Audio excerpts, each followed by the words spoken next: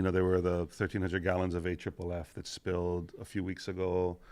Stop there. So what? Tell everybody again, because if you haven't watched the news or gotten this breakdown, this is important. What exactly was that spilled?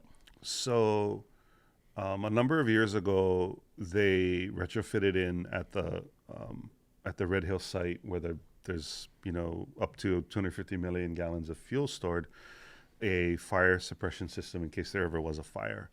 And they use this, and right as we know, right, oil fires are very dangerous because oil floats on water, so you can't use just regular water to put out those kinds of fires. Right.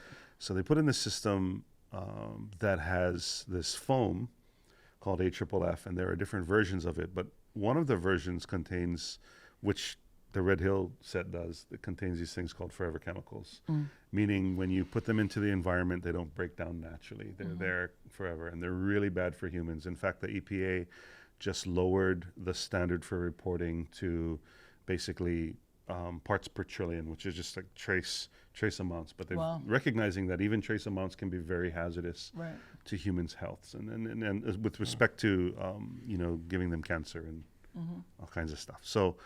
So the idea that you have to be very careful of this fluid is paramount. Now they were doing some testing on one of the lines.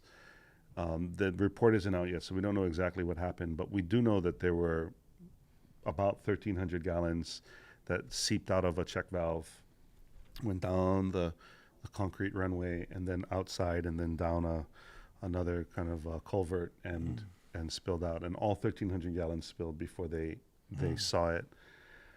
Now, that presents a number of problems. They excavated the site. They tore up all the concrete. What they said is they over-excavated where they thought the fluid had gone. But no one can be sure as to whether or not they got it all.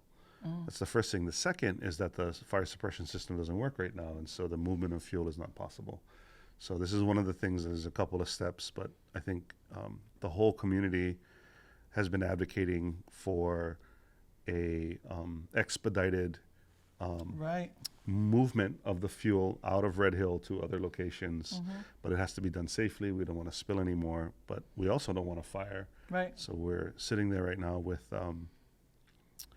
on hold, waiting to see how to fix if they can fix the fire suppression system to then be able to start to think about moving the fuel again.